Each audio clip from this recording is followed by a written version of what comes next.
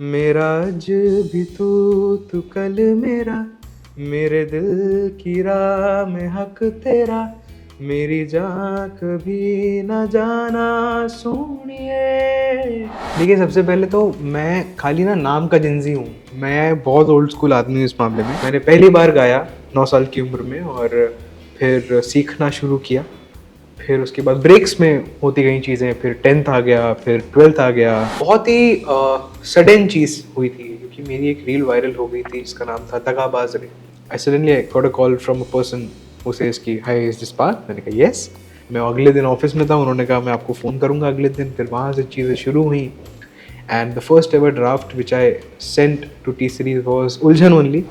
और उलझन हम लोग स्क्रैप करने वाले थे, बट रिप्लाई उनकी तरफ से इतना अच्छा आया कि हम लोग से रहा नहीं किया कि वो गाना निकाला जाए। लेकिन डाउन टू अर्थ की बात है तो मेरी ज़िंदगी में कोई ऐसा काम हुआ ही नहीं है जिससे मैं हवा में उड़ूँ। और जहाँ तक डाउन टू अर्थ रहने की बात है, हम उस जगह से आते हैं कि हम लोग को सिखाया जाता है कि भाई सारी चीज़ें करो, बहुत अच्छे से करो, और अच्छे सच्चाई से करो। मोस्ट इम्पॉर्टेंटली मेरे लिए Shankar Ehsaan Loy the most iconic people in my list. देखिए, कल को खुदा ना खास्ता अगर मेरे गाने नहीं चले, चीज़ें नहीं सही बैठी, तो क्या पता मैं आपको इसी बिल्डिंग में, यानी कि टी सीरीज की बिल्डिंग में आपको एज अ लीगल एडवाइजर मिलूं। Hello and welcome to awesome TV Parth. तू जैसे दरिया सुनते सुनते ही आज आपसे भी मुलाकात हो ही गई। थोड़ी सी उलझन भी थी इस बात की कि पता नहीं कब इंटरव्यू होगा, बट अब लग रहा है कि हो ही गया है। So hello and welcome to awesome TV. How are you doing? I am all good, and बस इन्हीं सब चीज़ों में चल रहा है मामला, चाहे वो उलझन के बाद सारी चीज़ें हों या तू जैसे दरिया हो। तो यही सब माहौल है, यही सब चल रहा है अगल बगल। अच्छा, उलझन तो थी थोड़ी सी, बट अब कितना सुलझ गए हैं आप? काफ़ी हद तक सुलझ गए हैं, क्योंकि लोगों ने इतना प्यार दे दिया है कि उस उलझन का और कोई मोटिव बचा नहीं। उलझन इसलिए बनाया गया था कि यार आप लोग सुनो, आप लोगों ने उसको इतना प्यार दिया, तो अब उसको सुलझाने का टाइम आ गया है। उसके चक्कर में अभी तू जैसे दरिया निकाला, तो आप लोग प्लीज़ प्लीज़ उसको सुनिए जाके, और खूब प्यार दीजिए जितना आपने उलझन को दिया। अगर आपको लगता है कि ये इतना प्यार डिजर्व करता है तो अदरवाइज़ आप मुझको बताइए कि मैं और क्या क्या बेहतर कर सकता हूँ, मैं वो बिल्कुल करूँगा आपके लिए। हम आपका इंस्टाग्राम देख रहे थे और वहाँ पर हमने आपकी एक रील देखी यही गाने को लेके, और नीचे आपका कैप्शन था ओल्ड स्कूल मेमोरीज। इससे हमें काफ़ी कुछ जानना है आपके बारे में कि आप कितने ओल्ड स्कूल हैं और आपके ख्यालात कैसे आते हैं। तो प्लीज़ थोड़ा सा बता दीजिए कि you know how did you start with your journey and how is it going? देखिए, सबसे पहले तो मैं खाली ना नाम का जिंजी हूँ। मैं बहुत ओल्ड स्कूल आदमी हूँ इस मामले में। सेकेंडली, एक 23 साल की लड़की की यही जन नहीं हो सकती है यार। मतलब स्कूल ख़त्म हुआ, हम लोग कॉलेज की तरफ बढ़े। Music was playing a very big part in my life throughout everything, throughout my childhood. And I come from a family which is very musically oriented, if I say. Like मामा चाचा मौसा मौसी सब गाते हैं, professionally नहीं, passionately. And जो नहीं गाते हैं उनके कान बहुत अच्छे हैं, तो कहीं ना कहीं वो खून में गाया है। और जर्नी बहुत ही मज़ेदार रही है। अभी तो 10% जर्नी भी नहीं हुई है, अभी तो और होनी है बहुत सारी लंबी चीज़ें हैं। बट अभी तो ट्रेन में बैठे हैं यार, अभी तो पहला स्टेशन आया है, अभी तो पूरा एंड तक जाना है। और उम्मीद करते हैं ये रास्ता बहुत अच्छा हो। बहुत उतार चढ़ाव होने चाहिए, हमेशा ही उतार नहीं होने चाहिए और हमेशा ही चढ़ाव नहीं होने चाहिए, पर यही उम्मीद करते हैं कुछ अच्छा होगा। और hopefully I will come back, you know, with lots and lots of multiple good things with you all.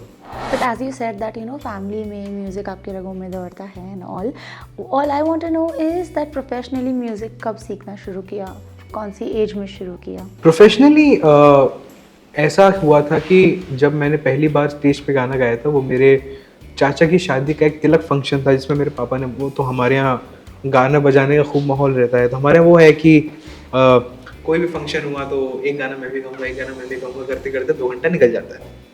तो मैंने पहली बार गाया 9 साल की उम्र में, और फिर सीखना शुरू किया। फिर उसके बाद ब्रेक्स में होती गई चीज़ें, फिर 10th आ गया, फिर 12th आ गया। फिर जब 12th ख़त्म हुआ तो कॉम्पिटिटिव एग्ज़ाम्स आ गए, पर वो रुका नहीं कभी। ब्रेक्स होते रहे बट रुका नहीं। तो उसका सीखा सीखी करते करते करते करते अभी 23 साल की उम्र हो गई, अभी भी सीख रहे हैं और ताउम्र सीखते रहे। आपके फर्स्ट म्यूज़िक प्रोफेसर कौन थे? मेरे first music professor, if I से, मेरे स्कूल के सर थे, रॉबर्ट सर और मित्रा सर।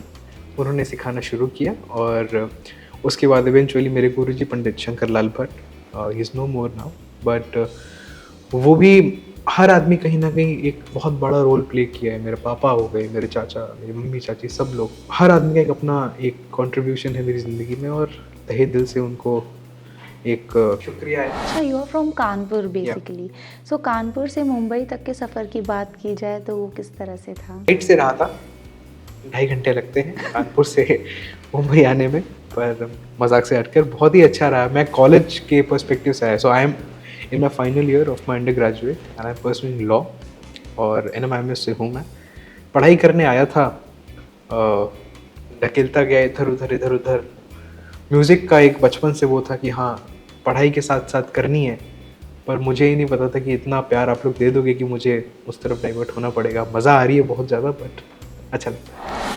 अच्छा, अब ये बताइए दैट मुंबई से टी सीरीज़ का जो सफ़र है उसके बारे में थोड़ा बताइए। बहुत ही सडन चीज़ हुई थी क्योंकि मेरी एक रील वायरल हो गई थी जिसका नाम था दगाबाज रे, काहे खफाए से बहुत लोगों ने रील बनाई उस पर। एंड देन उसके बाद I suddenly got a call from a person who says कि हाय इज दिस पार्थ, मैंने कहा येस, और उनको रेकमेंड किया था मेरे दोस्तों ने नाम, और वो दोस्त भी यहीं के हैं।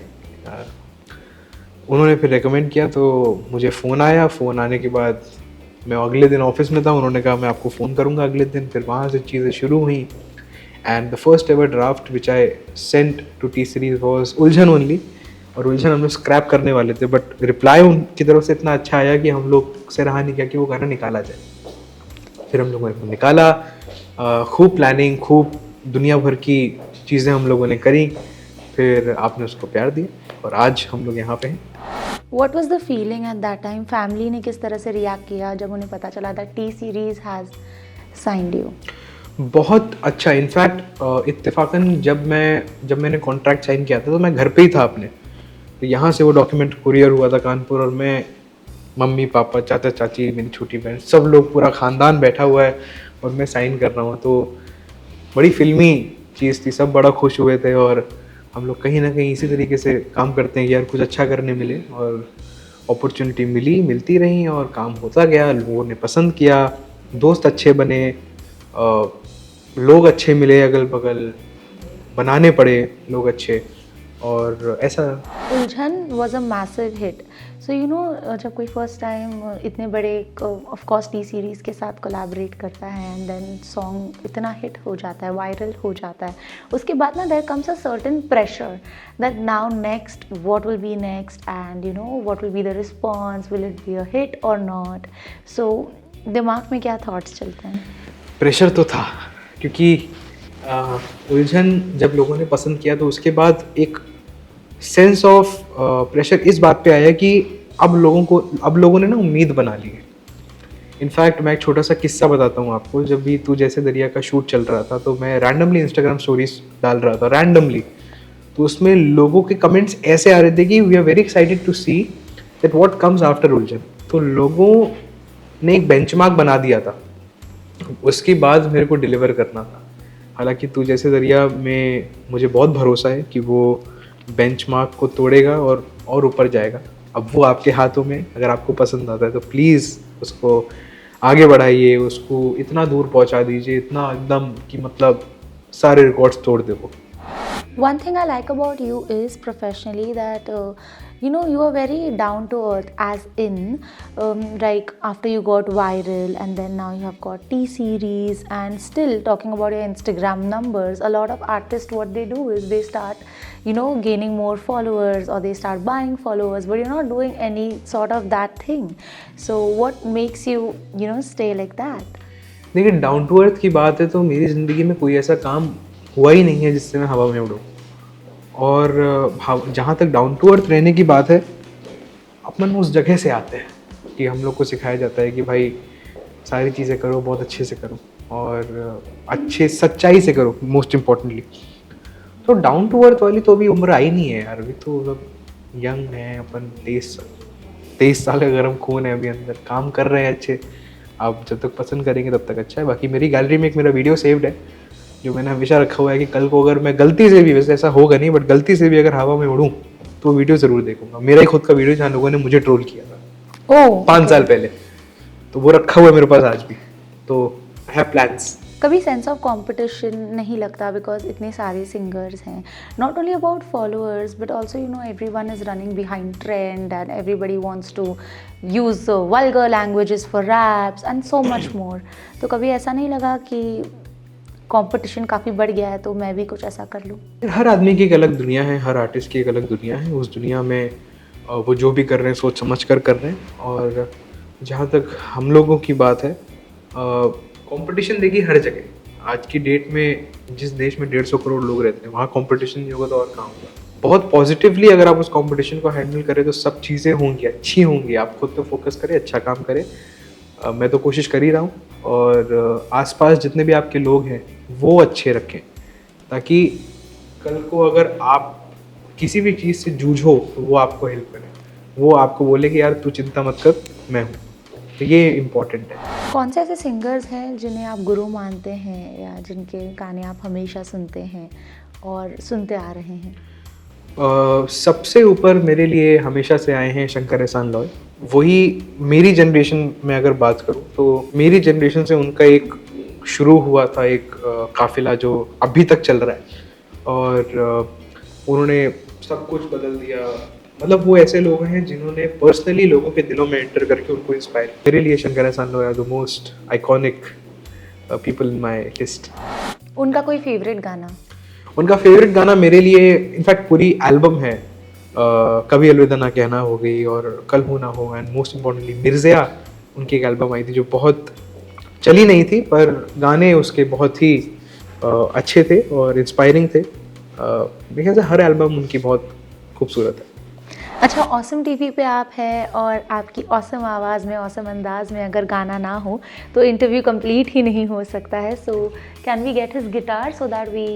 ये गाना है तू जैसे दरिया, जो भी रिसेंटली 28 जनवरी को रिलीज़ हुआ था, और इस गाने को सुनिए। और हर जगह आपको ये गाना अवेलेबल मिलेगा, चाहे वो ऑडियो स्ट्रीमिंग प्लेटफॉर्म्स हो, चाहे वो टी सीरीज ऑफिशियल का यूट्यूब चैनल हो। तो मैं 4 लाइनें गुनगुनाऊंगा आपके सामने कि मेरा आज भी तू कल मेरा, मेरे दिल की राह में हक तेरा, मेरी जान कभी न जाना सोनिए, तू जैसे दरिया मैं हूँ किनारा तेरा, तू कहे बनूं सहारा तेरा, आ करीब तू मेरे कभी हानियाँ।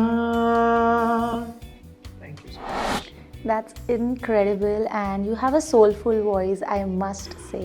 And अगर कोई और ऑफ ट्रैक है थोड़ा सा, बट अगर कोई और जॉनर ट्राई करना हो तो कौन सा होगा वो? अलग जॉनरा